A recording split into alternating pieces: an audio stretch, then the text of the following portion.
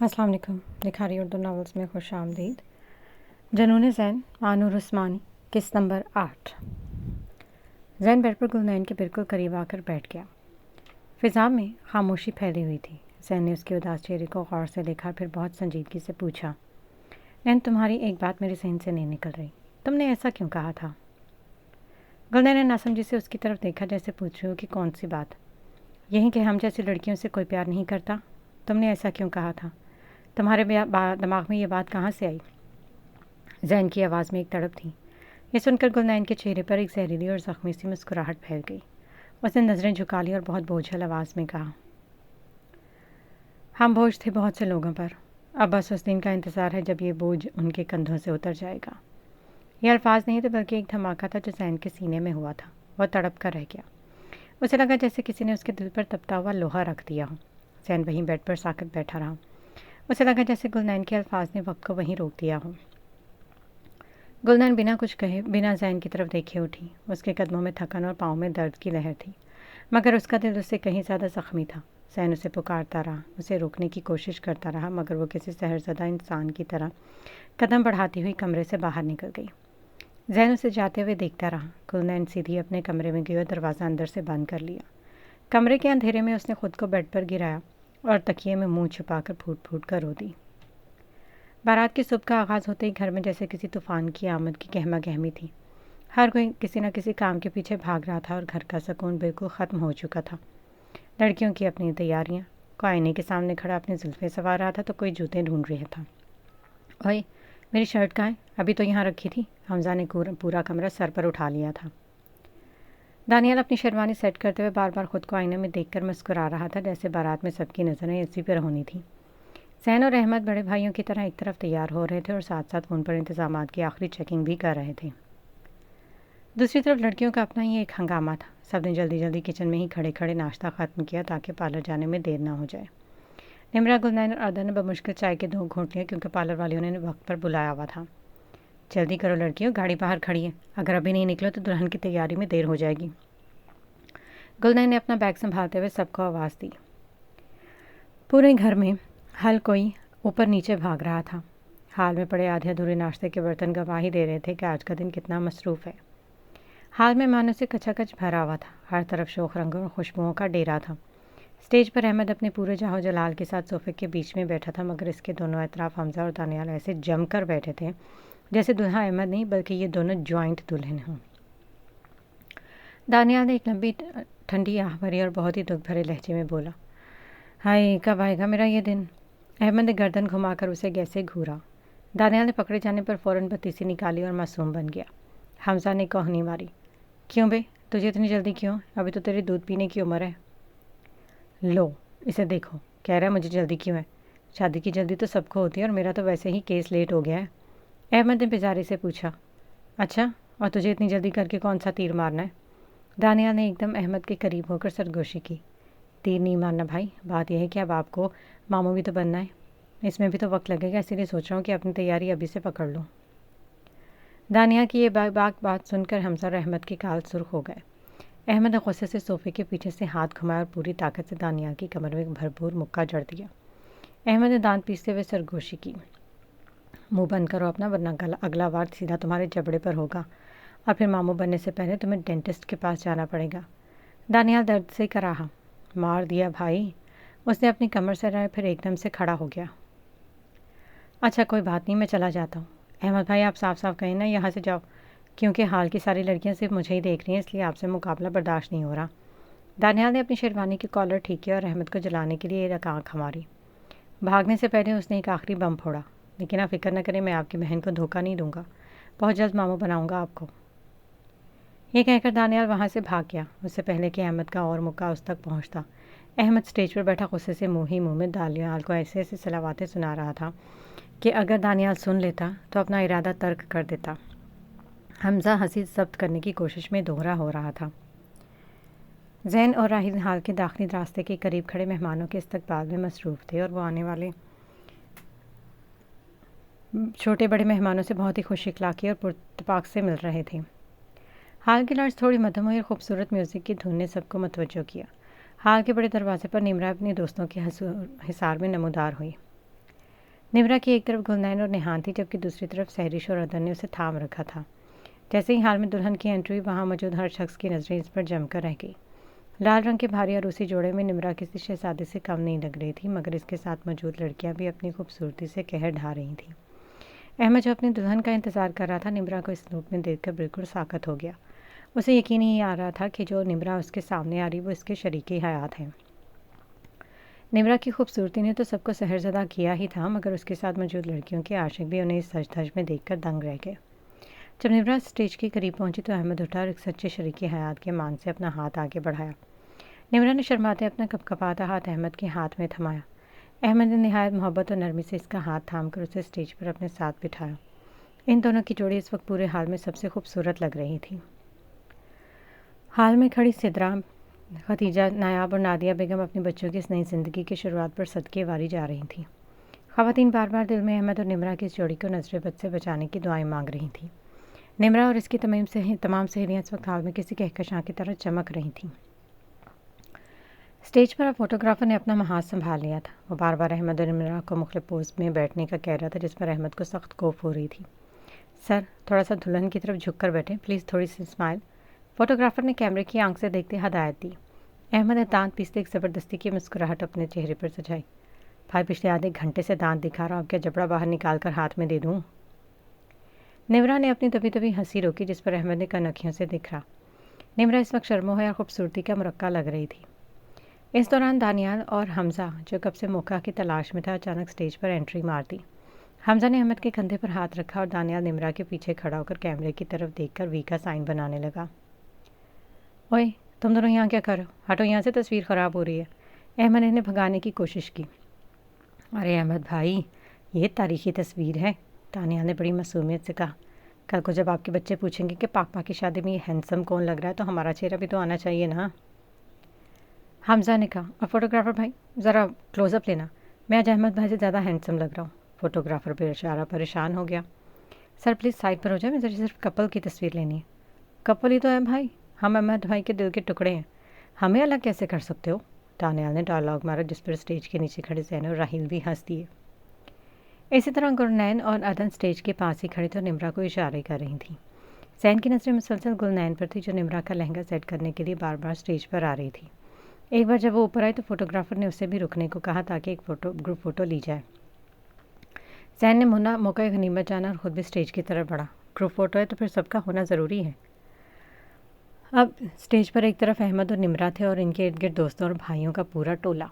हंसी मजाक, छेड़छाड़ और फ्लैश लाइट्स की चमक में वो लम्हा हमेशा के लिए कैद हो रहा था। अहमद ने खामोशी से निम्रा के हाथ से अपना हाथ रखा और धीमे से कहा, तैयार हो जाओ निम्रा, इन पागलों के साथ अब पूरी ज़िंदगी गुजारनी है। निम्रा ने सिर्फ सर झुकाकर मुस्कुरा दी। उसके चेहरे की सुर्खी बता रही थी कि उसके नए सफ़र के लिए वो कितनी खुश है। हाल में अब दूध पिलाई की रस्म का शोर मचा हुआ था। गुलनैन, सहरिश, निहान और अदन एक खूबसूरत सजे हुए ग्लास में दूध लेकर स्टेज पर आई। सबकी आंखों में शरारत थी और अहमद को घेरने का पूरा प्लान तैयार था। निहान ने ग्लास आगे बढ़ाते हुए बड़े प्यार से कहा, अहमद भाई चलें, जल्दी से ये दूध पिएं और हमारा नेक दें, वरना हमने आपको यहाँ से हिलने नहीं देना। अहमद ने निम्रा की तरफ देखा, जो खामोशी से मुस्कुरा रही थी, फिर इन लड़कियों को देखकर बोला, क्या, कौन सा नेक? अदन ने कहा, भाई ये रस्म है जो आपको पूरी करनी होगी। अहमद ने हार मारने वाले अंदाज में प्यार से पूछा, कितने पैसे चाहिए ये बताओ। सहरिश ने एकदम से बम फोड़ा, भाई हम सबको 1-1 लाख चाहिए। अहमद का मुंह हैरत से खुल गया, क्या 1 लाख? गुलनैन ने मासूमियत से जाकर कहा, हाँ, और सबको अलग अलग 1-1। अहमद ने गहरी सांस ली और सबका चेहरा बारी बारी देखा। क्या मतलब सबको अलग अलग 1-1 लाख? तुम लोगों का दिमाग तो ठीक है। गुलनैन ने कहा, हाँ ना, ये तो बहुत कम है, हम इतनी जालिम नहीं है जो आपसे ज़्यादा पैसे मांगे, आखिर आपकी इकलौती और प्यारी सालियाँ हैं। अहमद ने शरारत से कहा, देखो भाई मेरे पास इतने पैसे नहीं हैं, या तो ये दूध ले जाओ या फिर किस्तों में पैसे लेने पर राज़ी हो जाओ। दानियाल ने अहमद के कंधे पर हाथ रखकर कहा, अहमद भाई दे दें पैसे, कंजूसी ना करें, वैसे भी इन लड़कियों के पार्लर का खर्चा देखकर लग रहा है कि 1 लाख में तो सिर्फ इनका मस्कारा ही आया होगा। हमज़ा ने लड़कियों की तरफदारी करते हुए कहा, हाँ भाई, और अगर आपने पैसे नहीं दिए तो ये मैं दूध पी लूँगा और फिर नेक भी मुझे ही मिलेगा। अहमद ने हंसते हुए दानियाल को घूरा, तुम तो चुप ही रहो, तुम इनके आइटम में से हो या इनकी टीम में हो या मेरी टीम में। दानियाल ने धीरे से अहमद के कान में कहा, भाई जो ज़्यादा पैसे देगा मैं उसी की टीम में हूँ, فی الحال ان کے پاس دودھ کا گلاس ہے تو میں ملک پارٹی کی طرف ہوں۔ احمد نے کافی دیر تک انہیں تنگ کیا۔ آخرکار جب لڑکیوں نے دھمکی دی کہ وہ دلہن کو اس کے ساتھ نہیں جانے دیں گے تو اس نے ہنستے ہوئے سب کو پیسے دے دیے۔ یہ لو، اب خوش، اب مجھے سکون سے سانس لینے دو، احمد نے کہا۔ گلنین اور باقی لڑکیاں پیسے وصول کر کے فاتحانہ انداز میں مسکرائیں، جبکہ دانیال پیچھے تھا۔ احمد بھائی، میرا کمیشن میرے اکاؤنٹ میں بھیج دیجیے گا، میں نے ڈیل کروانے میں بہت محنت کی ہے۔ حال میں ان بھائیوں اور کزنس کے کہکہوں سے گونج رہا تھا اور احمد اپنی خطرناک سالیوں سے جان چھڑا کر سکھ کا سانس لے رہا تھا۔ حال میں جیسے ہی گانے کی تیز بیٹ گونجی، گلنین، عدن، نہار اور سرش نے فلور سنبھال لیا۔ چاروں لڑکیاں بہت خوبصورت لگ رہی تھیں اور ان کا ڈانس اتنا شاندار تھا کہ حال میں موجود ہر شخص کی نظریں ان پر ٹھہر سی گئی۔ ان کے انداز میں ایک عجیب سی کشش اور روانی تھی جس نے پورے ماحول کو مسحور کر دیا تھا۔ دوسری طرف زین کھڑا مسلسل گلنین کو دیکھ رہا تھا۔ وہ اسے دیکھ کر دل میں خوش ہو رہا تھا کہ یہ لڑکی کتنی عجیب ہے، کبھی اتنی سنجیدہ بن جاتی ہے اور کبھی اس طرح خوشی میں جھومتی ہوئی کسی اور ہی مخلوق کی لگتی ہے۔ زین کے لیے گلنین کی شخصیت کسی پہیلی سی کم نہیں تھی۔ وہ بس یہی سوچ کر رہ گیا کہ ان لڑکیوں کو سمجھنا واقعی دنیا کا مشکل ترین کام ہے۔ لڑکیاں اپنی دھن میں مگن بہت ہی عمدہ ڈانس کر رہی تھیں، ان کے چہروں کی چمک بتا رہی تھی کہ وہ خوش ہیں۔ ہر کوئی ان کی پرفارمنس کا گرویدہ ہو چکا تھا۔ اسٹیج کے شورغل اور لڑکیوں کے ڈانس کے درمیان میں نے خاموشی سے نمرا کا ہاتھ اپنے ہاتھ میں تھاما۔ ہاتھ تھامتے اسے محسوس ہوا کہ اس کا ہاتھ برف کی طرح ٹھنڈا ہو رہا ہے۔ احمد نے بغور اس کے چہرے کی طرف دیکھا جہاں حیا اور گھبراہٹ کے سائے صاف نظر آ رہے تھے۔ کیا ہوا، اتنی گھبرا کیوں رہی ہو؟ احمد نے دھیمی آواز میں پوچھا۔ نمرا نے نظریں جھکائے نفی میں سر ہلایا۔ کچھ نہیں، اس کی آواز میں مشکل اس کے حلق سے نکل سکی۔ احمد نے اس کے ہاتھ پر اپنی گرفت تھوڑی مضبوط کی اور مسکراتے ہوئے چھیڑا۔ اچھا، اگر کچھ نہیں ہے تو یہ ہاتھ اتنے ٹھنڈے کیوں پڑے؟ اتنا گھبرانے کی کیا ضرورت ہے؟ احمد اچھی طرح جانتا تھا کہ نمرا کے دل میں اس وقت کیا چل رہا ہے اور وہ رخصتی کے خیال سے کس قدر سہمی ہوئی ہے۔ اس نے تھوڑا سا جھک کر نمرا کے کان میں سرگوشی کی۔ ابھی سے یہ حال ہے، ابھی تو پورا وقت پڑا ہے۔ احمد کی شرارت بھری بات سن کر نمرا کا چہرہ ایک دم سرخ ہو گیا، اس کے گات اپنے لگے، اس نے شرم کے مارے اپنی انگلیاں مروڑنی شروع کر دی۔ یار ابھی بہت وقت ہے، اسے انجوائے کر، ابھی سے اتنی ٹینشن مت لو۔ احمد نے اسے مزید تنگ کرنا چاہا تو نمرا کی آنکھوں میں نمی ٹائم لگی اور وہ تقریباً رونے والی ہو گئی۔ اس کی حالت دیکھ کر احمد کے دل میں پیار آیا۔ اس نے فوراً نرمی سے اسے تسلی دی۔ اچھا ٹھیک ہے، مذاق کر رہا تھا، کچھ نہیں ہوتا، میں ہوں نا تمہارے ساتھ، بالکل پریشان نہ ہو، سب ٹھیک رہے گا۔ حال میں کھانے کا باقاعدہ اعلان ہوتے ہی مہمانوں کی توجہ اسٹیج سے ہٹ کر کھانے کی طرف چلی گئی۔ لذیذ پکوانوں کی خوشبو نے پورے حال کو اپنی لپیٹ میں لے لیا تھا۔ زین، راحیل، دانیال اور حمزہ نے فوراً اپنی ذمہ داریاں سنبھالیں اور مہمانوں کی توجہ میں مصروف ہو گئے۔ لڑکوں نے اس بات کا خاص خیال رکھا کہ کسی بھی مہمان کو کوئی دقت نہ ہو۔ احمد اور نمرا کے لیے اسٹیج پر ہی کھانا لگایا گیا، جبکہ گھر کے باقی افراد مہمانوں کی میزبانی اور ان کی ضرورتوں کا خیال رکھنے میں مگن تھے۔ حال میں خوشیوں کے شور کے بعد ایک عجیب سی خاموشی چھا گئی تھی، کیونکہ بارات کا سب سے مشکل اور جذباتی مرحلہ یعنی رخصتی کا وقت آ چکا تھا۔ سب سے پہلے وہ اپنے بھائی راحیل کے گلے لگی اور پھوٹ پھوٹ کر رونے لگی۔ راحیل اس وقت خود بھی اپنی آنسوؤں کو روکنے کی ناکام کوشش کر رہا تھا۔ اس کی آنکھیں نم تھیں اور دل بوجھل۔ بھائی، مجھے آپ کو چھوڑ کر نہیں جانا، میں کیسے رہوں گی آپ کے بغیر؟ نمرا نے سسکیاں بھرتے ہوئے کہا۔ راحیل نے اس کا سر چوما اور بڑے پیار سے اسے تسلی دی۔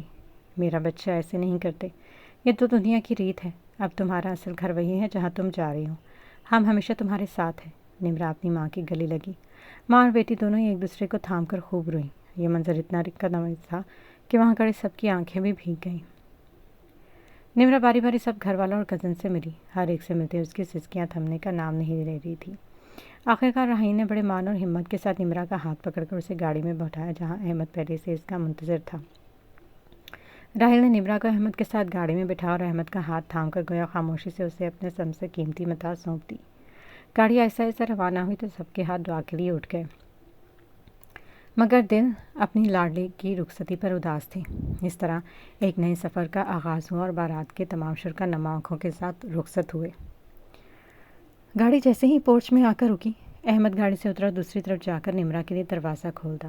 اس نے بہت مشکل سے نمرا کا ہاتھ پکڑا اور اسے آہستہ سے گاڑی سے نیچے اتارا۔ جیسے ہی وہ دونوں گھر کے صدر دروازے کے اندر داخل ہوئے، اچانک ان پر پھولوں کی پتیوں کی ایسی بارش ہوئی کہ پورا راستہ مہک اٹھا۔ وہاں موجود سب نے بہت خوبصورت اور پرجوش انداز میں ان کا استقبال کیا۔ ہنسی مذاق اور تالیوں کی گونج میں ہر طرف خوشی کا سما تھا۔ نمرا کو اس کی سہیلیاں اور کزنس کھیل کر پیار سے اس کے کمرے کی طرف لے گئی۔ احمد لاؤنج میں آ گیا جہاں تمام مرد حضرات پہلے سے موجود تھے۔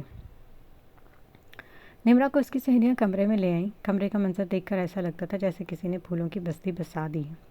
پورا کمرہ سرخ گلابوں اور سفید موتیوں کے لڑیوں سے مہک رہا تھا۔ دیواروں پر لگی لائٹس کی مدھم روشنی کمرے کو خوابناک وائب دے رہی تھی۔ بیڈ کو بہت نفاست سے سجایا گیا تھا جس کے عین بیچ میں سرخ پتیاں بکھری ہوئی تھیں۔ گلنین، سہرش، نیہان اور عدن نے نمرا کو بیڈ پر بٹھا کے بالکل بیچ میں بٹھا خود ان کے چاروں طرف جم کر بیٹھ گئی۔ نمرا جو پہلے ہی شرم سے سرخ ہو رہی تھی، ان چاروں کی آنکھوں میں شرارت دیکھ کر سمجھ آ گیا کہ اب اس کی خیر نہیں ہے۔ اچھا نمرا، تم فکر مت کرو، ہم ہیں تمہارے پاس، تو ہم تمہیں سب سمجھا دیں گے، ڈرنے کی ضرورت نہیں ہے، نیہان نے اتنے سنجیدہ لہجے میں کہا جیسے وہ نمرا کی سہیلی نہیں بلکہ اس کی ماں ہو۔ نمرا نے فوراً اپنے دونوں کانوں پر ہاتھ رکھے۔ نہیں، مجھے کچھ مت بتاؤ۔ یار یہ کیا بات ہوئی؟ عدن نے ایک قدم آگے بڑھا کر ایک دم ایکسپرٹ والا مشورہ دیا۔ ہاں، میری بات غور سے سن لیں۔ جب احمد بھائی تمہارا گھونگھٹ اٹھانے لگے تو تم نے فوراً منع کرنا ہے، کہنا ہے کہ نہیں، پہلے میری منہ دکھائیں پھر آگے بات بڑھے گی۔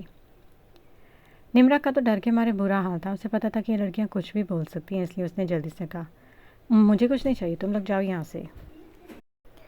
اوہ اچھا، تو تم ہمیں نکال رہی ہو، اس کا مطلب احمد بھائی کے آنے کا انتظار ہو رہا ہے۔ نیہان نے آنکھ مار کر نمرا کو چھیڑا۔ سہرش کو تھوڑا ترس آیا تو وہ بولی، بس کرو یار، میری بھابھی کو تنگ مت کرو۔ کیوں؟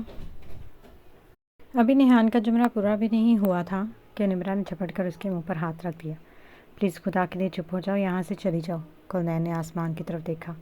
اللہ کرے تمہیں ایسا بندہ ملے کہ تمہیں ایک منٹ کے لیے بھی نہ چھوڑے اور تمہارے ہوش ٹھکانے لگا دے۔ نیہان بے شرموں کی طرح ہنس کر کہا، کب آئے گا وہ دن؟ نیہان کی بات سن کر گلنین، عدن اور سہرش کے ساتھ ساتھ نمرا کا بھی منہ کھلا رہ گیا اور سب اسے دیکھنے لگی جیسے کسی اور سیارے سے آئی ہو۔ لاؤنج میں اس وقت سب بیٹھے تھے۔ احمد کے دل کی حالت بالکل مختلف تھی۔ وہ ذہن حمزہ اور دانیال کے بیچ بیٹھا تو ہوا تھا، لیکن اس کا ذہن مسلسل کمرے کی طرف بھاگ رہا تھا۔ صوفے پر بیٹھے بیٹھے وہ بار بار اپنی گھڑی دیکھتا اور کبھی بے چینی سے پہلو بدلتا۔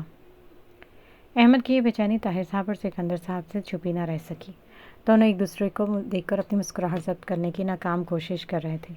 احمد کو سمجھ نہیں آ رہا تھا کہ ان بڑوں کے سامنے کس بہانے سے روٹھے اور اپنے کمرے کی طرف جائے۔ دانیال نے موقع پاتے ہی کہا، کیا ہوا احمد بھائی، آپ ٹھیک تو ہیں نا؟ اس کے لہجے میں ایسی معصومیت کی تھی کہ کوئی بھی دھوکہ کھا جائے۔ احمد نے دانیال کو کھا جانے والی نظروں سے گھورا، مگر دانیال کہاں باز آنے والا تھا۔ نہیں مطلب آپ کیوں دیکھ کر مجھے ایسا لگ رہا کوئی مسئلہ نہ ہو، آپ کی طبیعت تو ٹھیک ہے نا، لیکن یہ دل کی دھڑکن کیوں اتنی تیز ہے؟ ذہن نے دانیال کی بات پر اپنی مسکراہٹ ضبط کی۔ ہاں احمد بھائی، ہمیں فکر ہو رہی ہے، آپ کو کچھ ہوا تو نہیں؟ حمزہ نے بھی کہا۔ احمد نے دانت پیستے ہوئے دل میں سوچا، ہاں سالو، تم سب کے ہوتے ہوئے کبھی ٹھیک رہ سکتا ہوں، مگر زبان سے صرف اتنا کہا، ہاں میں بالکل ٹھیک ہوں، مجھے کیا ہونا ہے؟ احمد کی حالت ایسی تھی کہ وہاں بڑے نہ بیٹھے ہوتے تو اس نے دانیال اور حمزہ کا وہیں کیما بنا دینا تھا۔ طاہر صاحب کو آخر اپنے بیٹے پر ترس آ ہی گیا، انہوں نے سب کو ٹوکا، اچھا بس کرو، میرے بیٹے کو اور تنگ مت کرو، چلو احمد بیٹا، آپ اپنے کمرے میں جاؤ، تھک گئے ہوگے۔ یہ سن کر احمد کے مرجھائے ہوئے چہرے پر جیسے ایک دم سے رونق آ گئی۔ اس نے جی ابو کہا اور مڑنے ہی والا تھا کہ دانیال نے ایک بار پھر منہ کھولا، ہاں پتہ ہے کتنا تھکا ہوا ہے، اور ابھی دانیال کچھ اور خطرناک بولنے ہی والا تھا کہ زین نے فوراً اس کے کندھے پر ہاتھ رکھ کر اسے زور سے دبایا، جیسے خاموش رہنے کا اشارہ کیا ہو۔ زین نے اسے گھور کر دیکھا جیسے کہہ رہا ہو، شرم بیچ کھائی ہے کیا، اپنا منہ بند ہی رکھو۔ دانیال زین کی خاموش دھمکی کو سمجھ گیا، فوراً چپ ہو گیا۔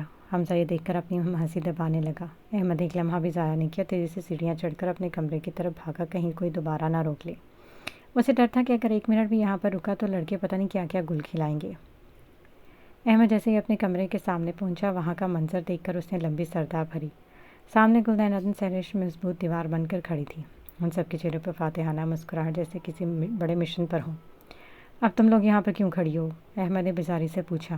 گلنین نے چٹکی بجا کر بڑے رعب سے کہا، احمد بھائی، رستہ تبھی ملے گا جب آپ پیسے دیں گے اور اپنی دلہن لیں گے، رسم تو رسم ہے۔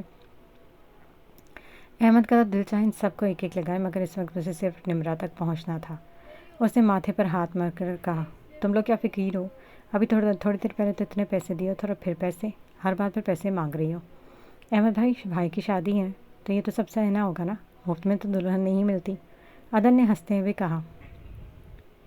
احمد نے دیکھا یہ کہ لڑکیاں ایسے اسے کمرے میں نہیں جانے دیں گی تو اس نے ہاتھ مانتے اپنی جیب سے والیٹ نکالا اور اس کی طرف بڑھا دیا۔ یہ لو، پورا والیٹ رکھ دو، پر میرا پیچھا چھوڑ دو۔ والیٹ ہاتھ میں آتے سب کی باتیں کھل کے انہوں نے خوشی خوشی راستہ چھوڑ دیا۔ احمد نے ایک لمحہ بھی ضائع نہیں کیا اور بجلی کی تیزی سے اندر داخل ہوا اور ان کے برج کھولنے سے پہلے ہی دھڑام سے دروازہ ان کے منہ پر بند کر دیا۔ باہر کھڑی لڑکیاں اس کی جلدی پر ایک زوردار کہکا لگا کر نیچے لاؤنج کی طرف بھاگ گئیں، جبکہ احمد نے کمرے کے اندر سکون کا سانس لیا۔ جیسے ہی لڑکیاں والٹ لے کے فاتحانہ انداز میں لاؤنج میں پہنچی، سب کے چہرے خوشی سے دمک رہے تھے۔ انہوں نے جیسے تجسس کے ساتھ والٹ کھولا، سب کی آنکھیں حیرت سے کھولی رہ گئی کیونکہ والٹ بالکل خالی تھا۔ احمد نے بے وقوف بنا دیا تھا۔ چاروں لڑکیاں ایک ساتھ چلائیں جس کی آواز پورے لاؤنج میں گونجی۔ کیا ہوا؟ کیا ہوا؟ زین، دانیال اور حمزہ جو وہاں بیٹھے تھے ان کے چلانے پر ہڑبڑا کے کھڑے ہو گئے۔ نیہان نے والٹ لہراتے ہوئے غصے سے کہا، دیکھیں زین، یہ دیکھیں، احمد بھائی نے ہمیں دھوکہ دیا، ہمیں خالی والٹ دے کر خود کمرے میں بھاگ گئے۔ یہ سننا تھا کہ دانیال کا زوردار کہکا نکلا اور حمزہ بھی اپنی ہنسی نہ روک سکا۔ دانیال ہنس ہنس کر دوہرا ہو رہا تھا۔ دانیال نے ان کے اترے چہرے دیکھ کر دلجوئی کرتے کہا، ارے کوئی بات نہیں یار، احمد بھائی تو نکل گئے، مگر ہم ایسا کرتے بھی باہر چلتے ہیں اور آئس کریم کھاتے ہیں۔ آئس کریم کا نام سنتے لڑکیوں کے مرجھائے چہرے ایک دم سے چمک اٹھے۔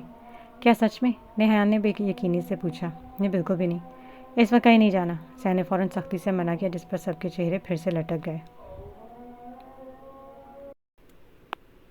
زین بھائی پلیز جانے دینا، سیرش نے معصومیت سے کہا۔ زین کی نظر گلنائن پر پڑی وہ خاموش تھی، مگر زین کی آنکھوں میں دیکھ کر سمجھ گیا تھا کہ اس کا بھی آئس کریم کھانے کا بہت موڈ ہے۔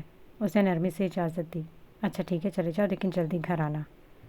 یہ سنتے پورے حال میں خوشی کی لہر دوڑ گئی اور لڑکیاں اچھلنے لگیں۔ اور ہاں، کوئی شرارت مت کرنا ورنہ اچھا نہیں ہوگا۔ حمزہ اور دانیال تم لوگوں کے ساتھ جائیں گے، زین نے کہا تو سب خوشی خوشی گاڑی کی طرف بھاگے۔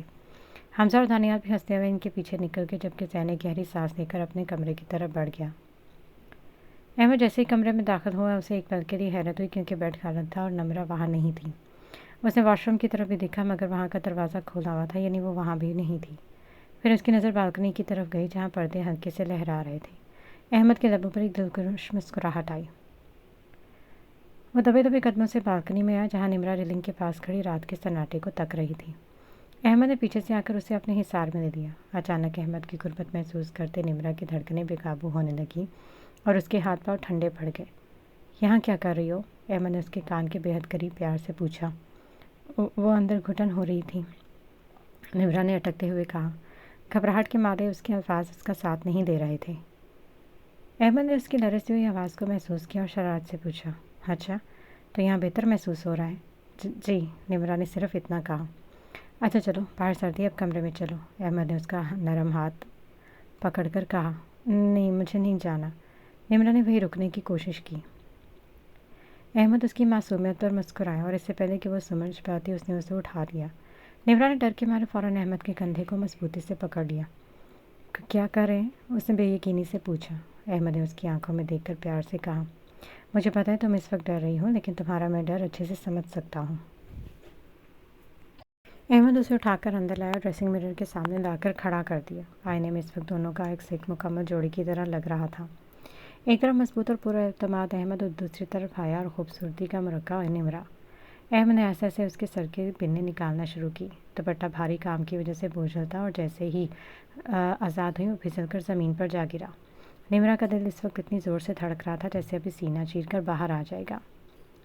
اب احمد نرمی سے اس کی جیولری اتارنے لگا۔ وہ مرر میں نمرہ کے سراپے کو دیکھ رہا تھا، جبکہ نمرہ نے حیا کے مارے اپنی آنکھیں جھکا رکھی تھیں۔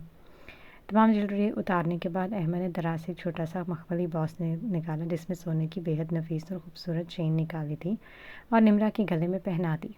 نمرہ نے آئینے میں اپنے گلے میں چمکتی ہوئی اس چین کو دیکھا تو اس کے لبوں پر بے اختیار ایک مسکراہٹ آئی۔ یہ تو بہت خوبصورت ہے، اس نے خوشی سے کہا، لیکن تم سے کم، احمد نے دھیمے سے کہا اور چین پر جھکا۔ احمد کے اس لمس پر نمرہ خود میں سمٹ گئی۔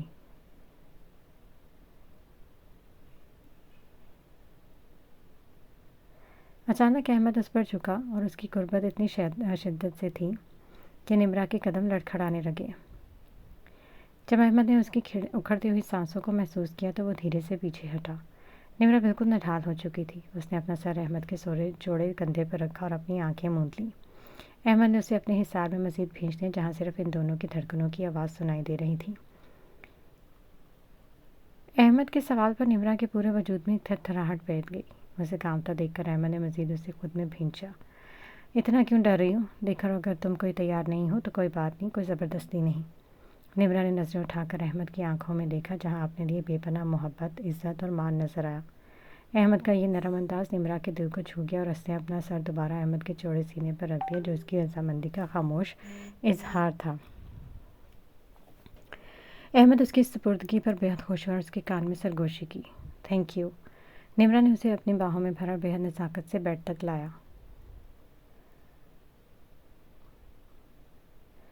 جیسے جیسے رات گزرتی گئی نمرا خود کو ہارتی گئی۔ ان دونوں کی ملن کی رات تھی جہاں وہ دو وجود ایک دوسرے کے ساتھ ایک نئی زندگی کا عہد کر رہے تھے۔ سورج کی سنہری کرنیں کمرے کے پردوں کو چیرتی ہوئی اندر آئی تو نمرا کی آنکھ کھلی اور اسے اپنے وجود پر ایک بھاری پن محسوس ہوا۔ دیکھا تو احمد اس کے اوپر سر رکھے بے حد پرسکون نیند سو رہا تھا۔ نمرا نے اسے اتنی قریب دیکھا تو اس کے لبوں پر شرمیلی مسکراہٹ پھیل گئی۔ اسے اس کی احمد کی محبت اور والہانہ پیار یاد آیا۔ اس نے کس طرح اپنی محبت کے حصار میں لیا تھا۔ وہ باتیں کسی فلم کی طرح نمرا کے ذہن میں چلنے لگی تو گالوں پر حیا کی سرخی دوڑی۔ اس نے احمد کا ہاتھ اپنے اوپر سے ہٹانے کی کوشش کی تاکہ وہ اٹھ کر تیار ہو سکے، لیکن احمد کا وجود کسی پہاڑ کی طرح بھاری تھا۔ کتنے بھاری ہیں یہ، تو مجھ سے تو ہلا بھی نہیں جا رہا، نمرا نے بڑبڑاتے ہوئے زور لگایا۔ احمد جو تھوڑی دیر پہلے ہی جاگ چکا تھا اور صرف نمرا کی حرکتوں کا مزہ لے رہا تھا، اچانک ایک جھٹکے سے نمرا کے اوپر سے ہٹا اور اگلے ہی پل اسے کمر سے پکڑ کر اپنے اوپر کیا۔ نمرا کے منہ سے ہلکی سی چیخ نکلی۔ احمد ایک دم پریشان ہو گیا۔ اسے نمرا کا چہرہ ہاتھوں کے پیالے میں لیا۔ کیا ہوا، تم ٹھیک تو ہو؟ کہیں لگی تو نہیں؟ نمرا نے درد اور شرم کے والے جلے تاثرات کے ساتھ اپنی کمر پر ہاتھ رکھا۔ کمر میں درد ہو رہا ہے؟ درد کیوں؟ ابھی تو تم ٹھیک تھی، احمد نے حیرت سے پوچھا۔ نمرا نے نظریں جھکا کر ہولے سے کہا، وہ آپ میرے اوپر سو رہے تھے نا، اس لیے۔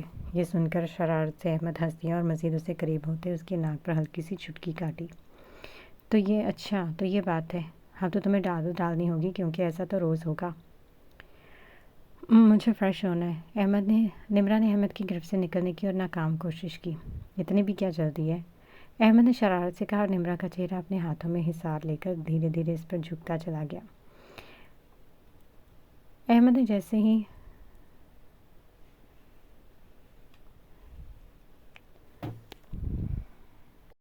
وہ اسے پیچھے ہٹانا چاہتی تھی، لیکن احمد اس کی معصومانہ مزاحمت کا بھرپور مزہ لے رہا تھا۔ کچھ دیر تک اس کی خوبصورت قربت کے بعد جب احمد پیچھے ہٹا تو نمرا نڈھال ہو چکی تھی۔ اس نے ہانپتے ہوئے اپنا سر احمد کے سینے پر رکھا اور گہری گہری سانسیں لینے لگی۔ اس کا دل بہت تیزی سے دھڑک رہا تھا۔ احمد نے محبت سے اس کے کان میں سرگوشی کی۔ نمرا نے اسے دیکھا اور اچانک احمد کے کندھے پر اپنے دانت کاڑے۔ جنگلی بلی، احمد کی گرفت ڈھیلی پڑ گئی۔ نمرا نے یہی موقع غنیمت جانا بجلی کی تیزی سے بیڈ سے اتری اور واش روم کی طرف بھاگی۔ اس نے اندر جا کر فوراً دروازہ بند کر لیا، جبکہ پیچھے بیڈ پر بیٹھا احمد اپنا کندھا سہلاتے اس کی کارستانی پر بے حد محبت سے مسکرانے لگا۔ اسے اپنی زندگی کے اس نئے خوبصورت رنگ سے پیار ہونے لگا تھا۔ کچن سے ناشتے کی اشتہا انگیز خوشبو پورے گھر میں پھیلی ہوئی تھی جو کسی کے بھوکے پیٹ میں گھنٹیاں بجانے کے لیے کافی تھی۔ نایاب بیگم، سترہ بیگم ناشتہ تیار کرنے میں مصروف تھیں، جبکہ ڈائننگ ٹیبل پر طاہر صاحب، سکندر اور زین بیٹھے تھے۔ زین اپنے موبائل میں مصروف تھا، لیکن وہ سب ناشتے کا انتظام کر رہے تھے۔ گھر کے باقی لوگ بھی ابھی تک سو رہے تھے کیونکہ کل کی تکن زیادہ تھی کہ کسی کی آنکھ نہیں کھل رہی تھی۔ حمزہ کی آنکھ جیسے ہی کھلی، اس نے نیمہ آنکھوں کے ساتھ تکیے کے پاس مڑا موبائل اٹھایا۔ جیسے اس کی نظر اسکرین پر پڑی، اس کے ہوش اڑ گئے۔ وہ ایک جھٹکے سے بیڈ پر سیدھا ہو بیٹھا۔ اوئے دانیال، اٹھو، دیکھو ہم لیٹ ہو گئے، جلدی اٹھو۔ حمزہ نے دانیال کو زور سے ہلا کر اٹھانے کی کوشش کی۔ ہاں ہاں، کیا ہے، سونے دو یار، دانیال نے کمبل منہ پر تانتے ہوئے نیند میں ڈوبی آواز میں کہا۔ حمزہ نے غصے سے اس پر سے کمبل کھینچا۔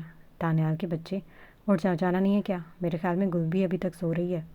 جانے کا نام سن کر دانیال کی نیند جیسے ہوا ہو گئی۔ وہ ہڑبڑا کر اٹھا، آنکھیں مسلتے وقت دیکھا۔ ہاں یار، واقعی بہت دیر ہو گئی، ہمیں تو سب کے اٹھنے سے پہلے اٹھنا چاہیے تھا۔ حمزہ نے بیڈ سے اترتے ہوئے کہا۔ ہاں جلدی کرو، تم جا کر فریش ہو جاؤ، میں جا کر جلدی سے گل کو اٹھاتا ہوں۔ حمزہ گلنین کے کمرے میں داخل ہوا تو گھوڑے بیچ کر سو رہی تھی۔ اسے دنیا جہان کی کوئی خبر نہیں تھی۔ وہ بیڈ پر اتنی بے فکری سے پھیلی تھی کہ حمزہ کو ایک پل کے لیے لگا کہ اس کو اٹھانا کسی پہاڑ کو ہلانے جیسا مشکل کام ہوگا۔ گل اٹھو، گل، ہمیں دیر ہو رہی ہے۔ حمزہ اس کے سر پر کھڑا ہو کر مسلسل آوازیں دے رہا تھا، مگر گلنین تو جیسے نیند کی وادیوں میں کہیں بہت دور نکل چکی تھی۔ اس کے چہرے کے تاثرات سے لگ رہا تھا کہ وہ خواب میں شاید کسی آئس کریم کی دکان پر بیٹھی ہے۔ حمزہ نے جب دیکھا کہ پیار سے کام نہیں ہے بنے گا تو اس کی نظر پاس پڑے پانی کے جگ پر پڑی۔ اس نے شرارت سے مسکراتے گلاس میں پانی ڈالا اور بنا کسی وارننگ کے پورا گلاس گلنین کے منہ پر دے مارا۔ بچاؤ، سیلاب آ گیا، سیلاب! گلنین ہڑبڑا کر ایک جھٹکے سے اٹھی اور اپنے ہاتھ پاؤں ایسے چلانے لگی جیسے پانی میں ڈوب رہی ہوں۔ سیلاب کی بچی، سیلاب نہیں آیا، ہوش کرو، حمزہ ہنستے بولا۔ بھول گئی ہوں، ہمیں جانا تھا، دیر ہو گئی ہے ہمیں، جلدی اٹھو۔ گلنین نے غصے سے حمزہ کو گھورا اور اپنا گھیرا چہرہ صاف کرتے چیخی۔ حمزہ کے بچے کو یہ ایسے اٹھاتا ہے کیا؟ میرا پورا تکیہ اور بستر گیلا کر دیا تم نے۔ تو چڑیل، میں تمہیں کب سے اٹھا رہا ہوں، تم اٹھ ہی نہیں رہی، ابھی ڈرامے بند کرو۔ کیا اٹھ گئے ہو یا ایک اور گلاس ڈالو؟ اس نے گلنین نے جھنجھلا کر کہا۔ اچھا پاپا اٹھ گئی ہو، نظر نہیں آ رہا؟ ہاں تو جلدی سے تیار ہو جاؤ نا، ہمیں نکلنا بھی ہے۔ حمزہ نے اسے آخری وارننگ دے کمرے سے نکل گیا جبکہ گلنین بڑبڑاتے ہوئے بستر سے نیچے اتر رہی تھی۔